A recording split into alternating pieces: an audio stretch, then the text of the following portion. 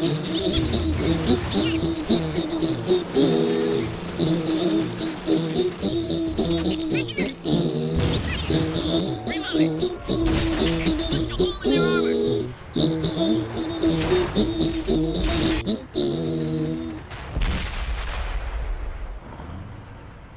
there and welcome back to the garage, and today we've got the T44 Tier 8 Russian medium tank for you. Very nice tank to drive once he's upgraded, but it's one of those Tier 8 grind tanks basically, which, to be honest with you, before I had my break in play, I'd kind of really got bored with. The first guns, the 85mm on a Tier 8 tank, are just awful. You can get just about scrape by with them. I ground through this tank. It's 100mm guns you really want to get to as soon as possible. The first one here, 0.42 accuracy, is a little bit of a blunderbuss of a gun. Also, the tank's getting faster. You get engine upgrades each time you upgrade the packages, so the gun's getting more and more the tank's getting more and more mobile, which is one of its greatest assets. And it's the second 100mm gun that you get in the 1945 package there. That's the LB1, which is the gun that I use nearly all the time. This 122mm monster gun, just over 3 rounds a minute. Nice high alpha, decent penetration. I guess same penetration as 100mm, but really not my cup of tea on a medium tank. Certainly not the way I play it, and that's what we're aiming for there. The T44. It's a real tank. It's one of my goals. That's my priority. Equipment. This is my main grind tank. I've spent some money, as you saw. We've got the coated optics, we've got the vertical stabilizers to help with the accuracy, and we got the vents to help with absolutely everything. Onto the loadout. I've actually stuck 18 premium rounds in this. I haven't used them. I've just been watching all these YouTube guys getting much better scores than me, and they're carrying 50-50 premium loadout, so I thought I'd give it a go. Skills, well, we've got mentor, situational awareness, track mechanics, sixth sense, repairs, brothers in arms, which is essential really, one of my top 2 after sixth sense, and the track repair and repairs keep this tank moving. So off to the battlefield we go.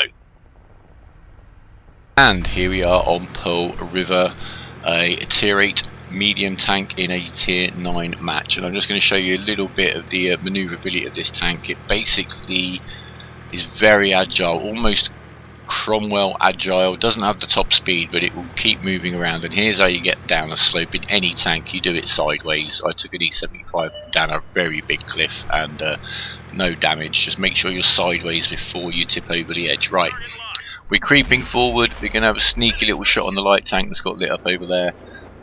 Really, at this stage, I deliberately do not want to get too far ahead of my teammates. I have decided I am going to push this flank. It's all going to happen at the corner, down at the bottom of the map there. And I'm in no rush to get there, because getting down there unsupported is a recipe for disaster, and it's one of the key ways I think my playstyle has changed since I had a very long break from the game and I came back. With I think just a kind of different mentality, and also driving light tanks, but I'm going to do a video all about that because that has changed my game so much. Anyway, here we are. The 103's popped up over there. We've had a little shot at him. Really not a priority. As I said, I'm in no rush to get too far forward at this stage. I know exactly where it's going to kick off. I know exactly where I need to start paying attention. And it's down in the area in front of me. Where the front line actually is going to set up on this map is a little bit variable. There could be 3 or 4 tanks coming the other way, so I'm going to stop here. Just stop and wait. The corner over there is basically the corner of the map. I do not want to plough over there because the rock out in front of me, oh, here we go. Here comes their light tank. We'll give him a nice little hit. Now that rock just to the right in the view there could be 3 or 4 enemy tanks behind there. There is no way I am going to be flying over there to engage this guy. Certainly with no support. That is how I used to die a lot. And one of the ways I've stopped dying. So I'm going to push forward now. I'm not worried about storming round after him just yet. I want to make sure there's nothing round to the right. If they've got round to the right, they've basically got this corner and I need to drop back and wait for support, but they haven't. So now I am going to push forward.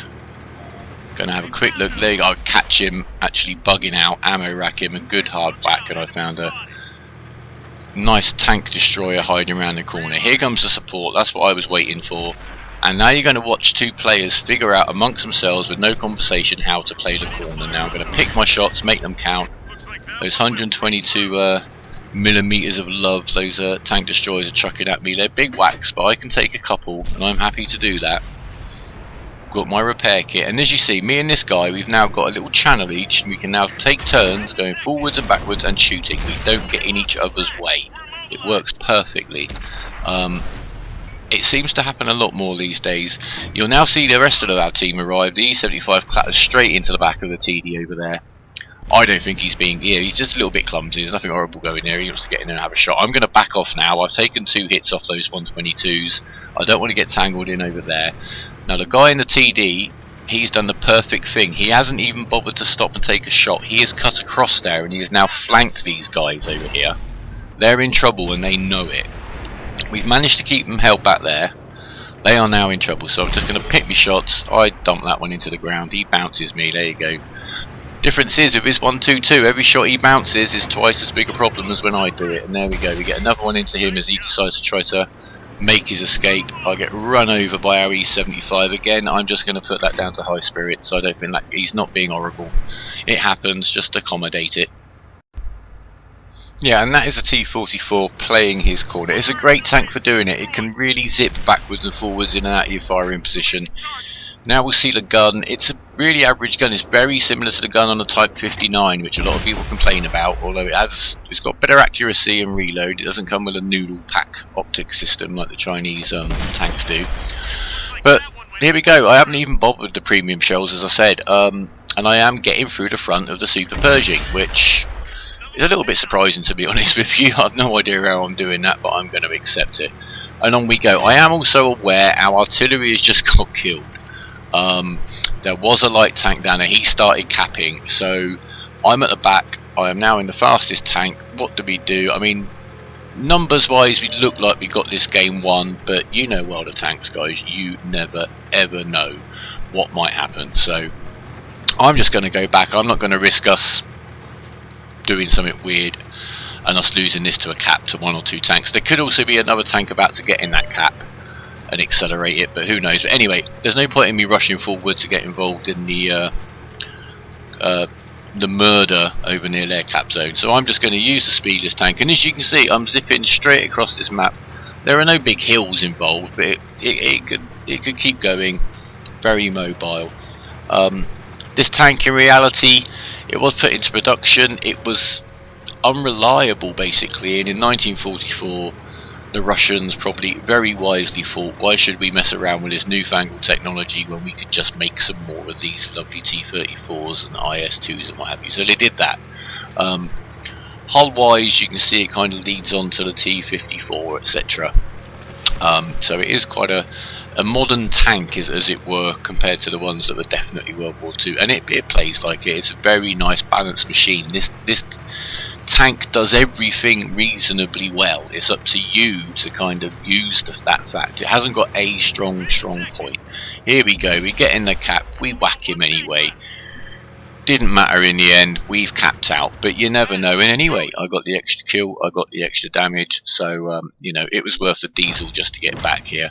And let's have a look. We got 1000 base XP, not spectacular, but it wasn't that kind of a match at all. But we won it by miles. That's what happens, you know. If you play with good teammates, you get less points yourself. So people on the forums constantly complaining about bad teams. That's what will happen. Got a defender badge, quite rare. Much better to get one of those than a defender and an invader badge. And yeah, that's fine. You know, tier 9 match, we're up there, top 3. Quite happy with that. A very average performance. Thank you very much. Okay, now we're over on Abbey in the night time, and as you can see, I'm clattering about. Odd as it may sound, I've never really played this part of the map, and while I've got the time, I'm exploring it, I'm mucking about, which is something I've been doing. There's been a lot of new maps for me to get my head around since I came back to playing. So I'm in a kind of exploring frame of mind, and who knows, you know, literally I've played over there, I've played it pretty much every part of this map. I've never been in here, so let's see how we get on. And here comes a Black Prince, and there you go, kaboom. Straight in the side of him. That's a very nice start to the game. I get a little bit stuck on the rubble, but as you can see, the manoeuvrability of this tank, you can kind of be as clumsy as I am and get away with it. Some tanks would have got absolutely wedged in there, but there you go. More fire into that poor old Black Prince. His big flat armor's not really going to help him against me from down here. I'm already conscious of those tanks over there. I've been over there a lot. I know there's some good fields of fire over here, so I am going to bear them in mind. And again, look, I can cut up there. You know, I don't have to swing right round the corner like I might have had to with some other tanks. I'm going to charge the guy, bounce him off the front. I expected to, but he bounces one off my front, which is very nice. Get in the side of him. I've deliberately gone that side of him to shield myself from the TDs that were going to be there, and now I'm going to deal with them. And I was talking about corners in the last video, and I kind of called this guy the tank kind of Komrade Kornakop. Here it might look like I'm sat on the street. I'm actually playing two corners. I've got the corner to the left where the TDs are. The corner of this house is a corner because I know the enemy are trying to look at me from the right behind that house, so I've got to kind of play two at once. And then unfortunately for this poor T150 who went top tier, I know from very happy experiences it can be an absolute beast of a tank, but he's really stuck there. He's the bottom tier tank and he's going to feel the pain unfortunately, but we all have to take a turn at that. But as you can see, this tank is just, I keep it mobile. I do this so much more now in my gameplay. Does mess up your aiming a bit, it's something you need to balance, but no. This tank, you can just keep it moving, wobbling around the whole time, and play so you're controlling the space. Now I'm still conscious of the right, but I want to get some fire over here to the left. Also, I'm on full health, which makes me unnecessarily brave, and I sometimes pay for it, but let's see. I'm splitting my fire there. If I could have just got a kill shot on this guy, I would have taken it, but I'd rather annoy the other guy, put them both off their stroke. Got the kill shot in on him now. Waffle's going to get some little friendly nudge from my teammate as he goes past, but you know, that Waffle's still there. Things don't teleport away just because you lose the spot. Now he's having a very bad day. I'm getting a bit of fire back over there now, and I've been trapped, and I'm waiting and waiting and waiting. This guy turns beautifully onto me. I didn't think I was going to get through him. Track repaired, back off. Did you just see that shot whiz past me? Right, okay. That's what I meant about me being actually on two corners. These guys now, in fact, he's over there as well, but I think he's well out of the way. There's I think a Jagdpanther and possibly a Tiger 2 next to him over on this side now. So we're going to have a look over here. I'm pretty battered. I've got to be careful. The Tiger 2, yeah, there we go. So I know what his reload's like. It's much slower than mine, but I'm going to just play this very, very carefully now. Take my time. So yeah, from this middle point on the map, I've managed to kind of, you know, put a nice bit of fire out. Use the range of the tank, more of a supporting role in this one. I led the flank, certainly initially on the last one. Get some extra damage in there for our patience, and there we are. Another nice performance at the T44. Just doing its thing really, just being a nuisance, being a pest, and that really is the way I play. I don't commit to a point. I've got the first class badge there, which is pretty good. 1500 nearly base XP. 3700 damage, which is quite a nice big number for that tank. Yeah, we found ourselves a nice spot there. There you go, that's the T44. Very nice all-purpose tier 8 medium tank, especially with the better packages on it, as all tanks are at this level of the game. We know that. Guys, please leave us a like if you want to see some more of this. Any comments would be absolutely welcome if there's something you'd like to see, and if you subscribe for tanks, please let us know somehow. Thank you.